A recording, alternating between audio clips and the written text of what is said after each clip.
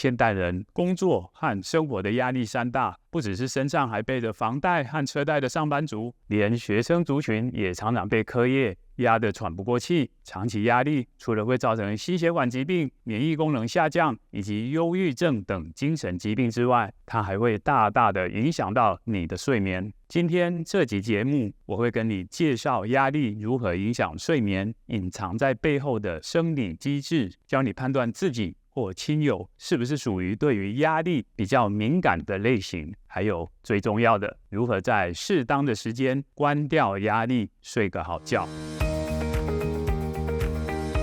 你好，欢迎回到元气医生频道，我是刘恩德医师，我会在这里分享许多有关呼吸和睡眠的科学方法，来帮助大家呼吸顺畅，睡得更好。在我的门诊里，因为失眠前来求诊的病患，如果仔细询问整个失眠的发生过程，多半是经过一段时间渐进的变化。有一位46岁的张总跟我分享他的故事，他以往只会在公司有重大事件，像是推大客户简报的前一晚会睡不着，后来就演变成每个月业绩公布前一晚都会失眠，到现在就算没什么大事，他也常常躺在床上翻来覆去，有的时候甚至要借助药物才能入睡。他问我，这个难道是努力工作一定得付出的代价吗？我都会回答，当然不是啊。你看 Bill Gates 和 Jeff Bezos 两位大老板，够忙压力够大了吧？但是每天他们都能够有7小时甚至8小时的高品质睡眠，就是因为他们懂得将压力关掉的秘诀，好让短期压力不会演变成长期压力，进一步预防慢性失眠的发生。在介绍他们的秘诀前，我先和大家简短介绍压力的分类和生理机制。我们在谈论压力前，一定要先有一个观念，压力分成短期压力和长期压力。短期压力对人体是好的，而长期压力是相当糟糕的。引起压力反应的就是大家耳熟能详的肾上腺素，以及俗称压力荷尔蒙的皮质醇。短期压力持续的时间可以短至几分钟，像是今天被老板骂完就没事了，也有可能持续好几天。以张总的例子来说，就是准备向客户简报的那几天，这个时候张总体内的肾上腺素和皮质醇的浓度会比平常高，让他处于战与逃的状态下，心跳和血压会比平常快，专注力和警觉性也比较高。这就好像游戏中的主角开了 Turbo， 让他能在短时间增加身体运作能力，来帮助他应对眼前的紧急状况。但是开 Turbo 是有时间限制的，向客户简报完之后，不管结果好坏，这2种荷尔蒙的分泌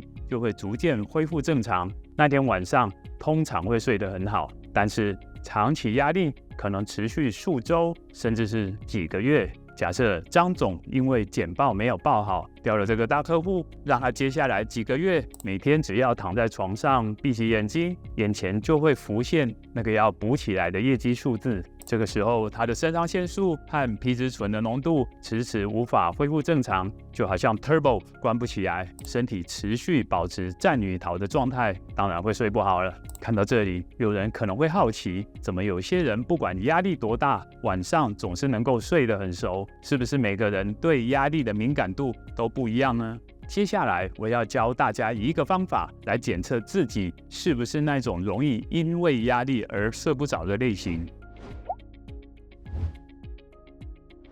这里会有9个问题，每一个问题都分成4种可能性，从最低的1分到最高的4分，用来评估造成入睡困难的可能性。1分是不太可能，2分是低度可能，3分是中度可能，4分就是高度可能。大家可以拿出笔来记一下自己的分数哦。1. 隔天有一个重要的会议。2. 经历了白天的压力事件以后。3. 经历了晚上的压力事件以后。4. 在白天听到坏消息之后。5. 看到一部惊悚的电影或电视节目之后。6. 白天工作不顺之后。7. 经历了一场争执之后。8. 发表公开演说前。9外出度假的前一天。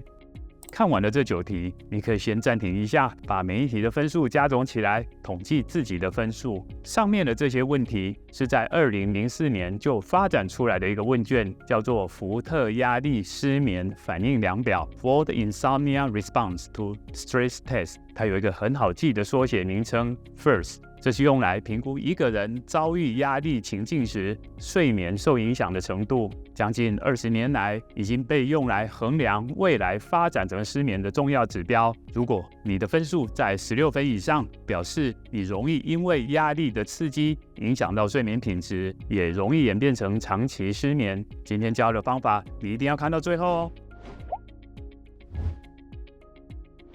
所谓预防胜于治疗，在失眠这件事也是如此，尤其对于 FIRST 16分以上的人来说更是重要。有篇2023年发表在 Nature and the Science of Sleep 期刊的研究，针对62位18到40岁自认为睡得很好的健康成年人，透过上面的 FIRST 的问卷区分成2组，小于16分的33人叫做睡眠压力低反应组 Low Sleep Reactivity， 16分以上的29人叫做睡眠压力高反应组 High Sleep Reactivity。 分组后，分别给各组一半的受试者进行一个标准化的压力测试，叫做 Trial Social Stress Test。TSST 主要就是接受5分钟的公开讲话与数学计算。此外，还会测量所有人在压力测试前20分钟、测试后1分钟、15分钟、30分钟时的唾液中皮质醇的浓度，作为身体反应压力的生理指标。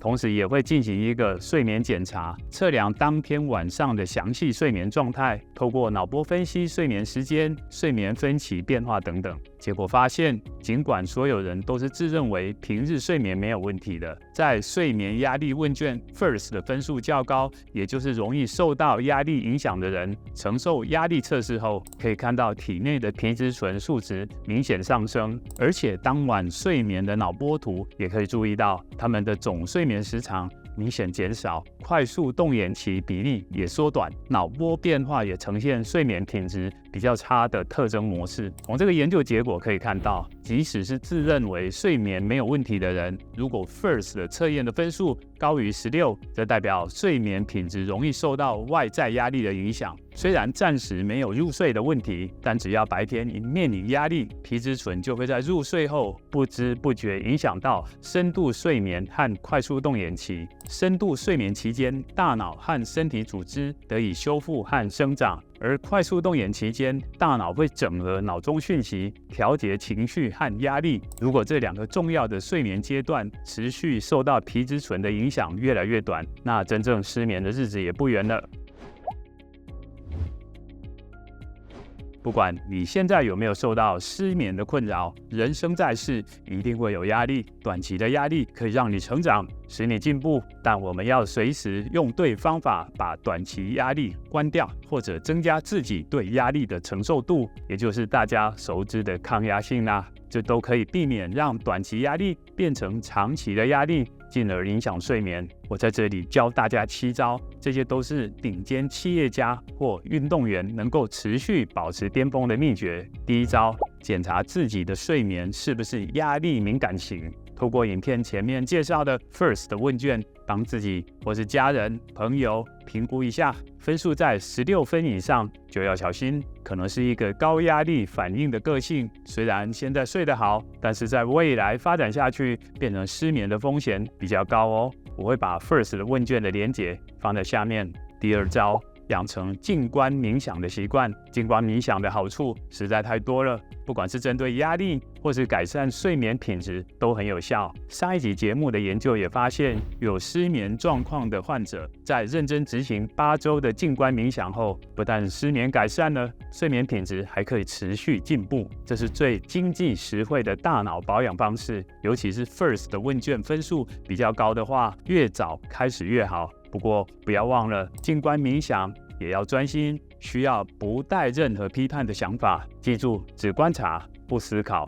第3招，每天进行呼吸练习。有关基本的呼吸练习，马医师在上一集节目已经介绍得很详细，大家可以去复习。简单说，就是用鼻子进行轻柔缓慢的腹式呼吸，以横膈膜带动，将空气以最轻柔的方式吸到肺脏的深处，这可以有效的刺激我们的副交感神经，将压力的反应关掉。第4招，定期和亲友聚会。人类是社交的动物，不管有多忙，一定要记得排出时间，定期和家人、朋友聚会，分享彼此的近况。不管是互相取暖讨拍，或是一起骂老板，都可以让大脑释放血清素和催产素等减轻压力的荷尔蒙。第5招，每天写感恩日记。在睡前可以花个5分钟，静下心来想一想3个值得感谢的人事物，写下来。有时我们的大脑只是太专注于那些会让我们产生压力的事情上，每天练习让注意力从这些事情移开，转移到那些令人感激的事物，是个很有效的抒压方式。第6招，中高强度的运动。运动本来就是个健康的急性压力，而中高强度的运动，像是健身界很流行的 HIIT 高强度间歇训练，不但可以有效燃烧脂肪，增加心肺能力，最重要的还能让身体适应处在压力的感觉。做习惯了之后，就可以降低身体对压力的敏感度，反过来说，就是抗压力增加了。第7招，排除潜在的睡眠障碍压力。有一些睡眠的问题，虽然与白天的压力无关，可是睡眠品质不好，也会降低身体白天时对压力的承受能力，造成恶性循环。这些潜在的问题包括睡眠环境，例如温度、光线、声音，甚至空气品质等。我就曾看到一个报道，国外一些顶尖企业的老板，甚至还用上可以控制温度的床垫，就是让身体处于最适合入睡的温度。另外就是先前节目提到的睡眠呼吸中止症，这个干扰睡眠的隐形杀手，能够引发交感神经兴奋，让我们越睡越累，越睡越紧张，也是常见的潜在问题哦。今天的影片就到这里，压力影响睡眠，这是不争的事实。找出自己的睡眠与压力调试状态，开始练习静观冥想，好好保养大脑，用运动来增加抗压性，同时揪出潜在的睡眠杀手，就可以在白天与压力共处，晚上让压力留在寝室外，一样可以睡好睡饱。之后的节目我会继续分享更多让你能呼吸顺畅、睡个好觉的影片，请有兴趣的朋友